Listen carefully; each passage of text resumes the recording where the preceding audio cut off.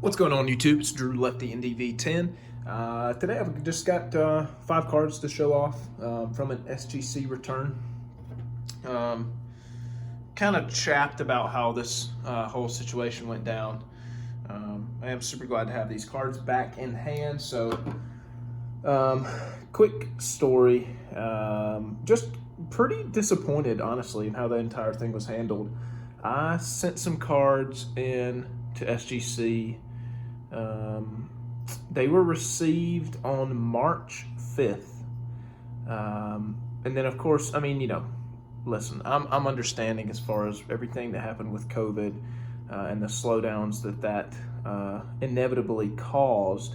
But at the same time, SGC,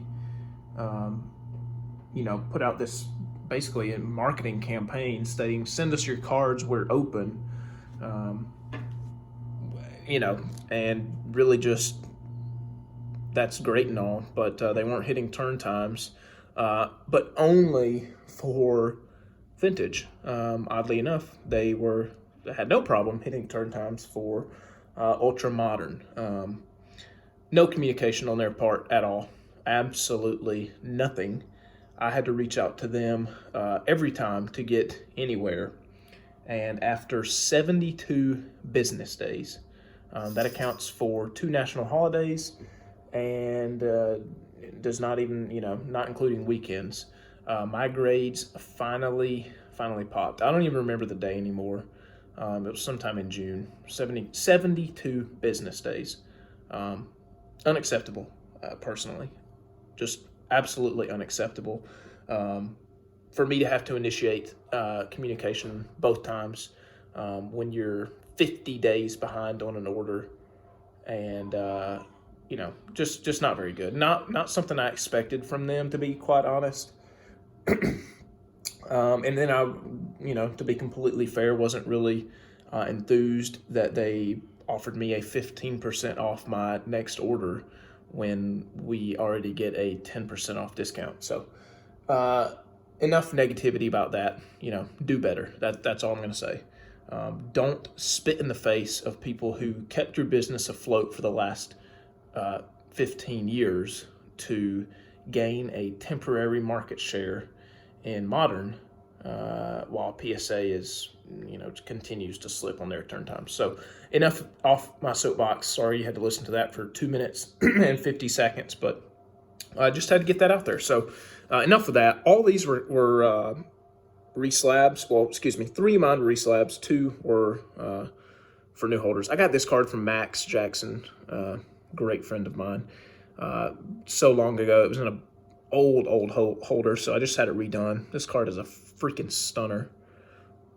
It looks great in the new SGC cases.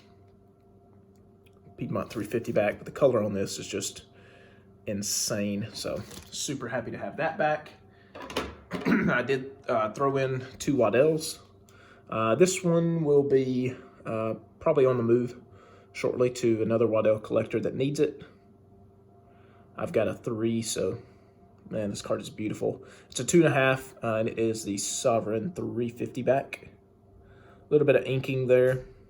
A couple creases, but this is a great looking 2.5. Next one, again, this was just a reslab as well. Rube Waddell, and this is a 4. Beautiful looking card.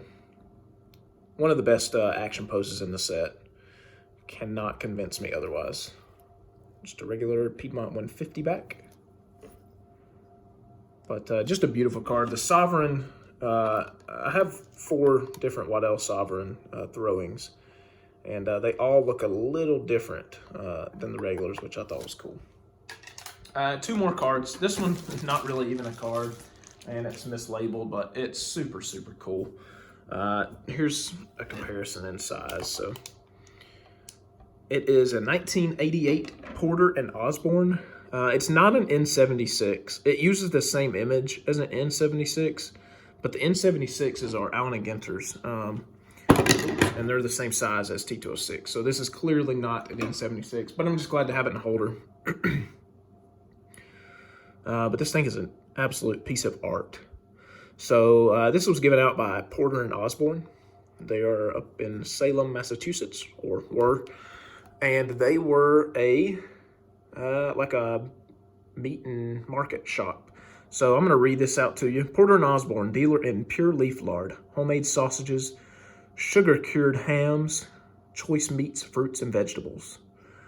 Our friends and patrons are invited to call and see our sausage machine with its electric motor in operation. We have placed it in a position where it can be readily seen and the meat examined. So I bought this for $20 on eBay. So just an absolute super cool piece. So glad to have it. Killer.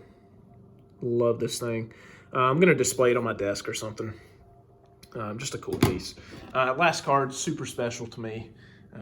Max gave this to me for Christmas 2 years ago, raw.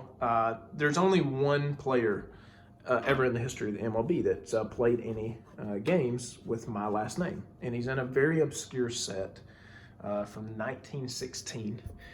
And Max was able to track this one down for me. And it is a beauty.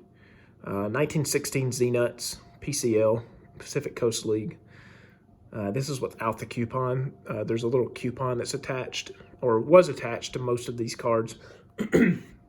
Gosh, you never see these with the coupon attached. I mean, it would be an absolute crazy town price. But Silas Van, I played a couple games with the Cardinals, had a couple hits.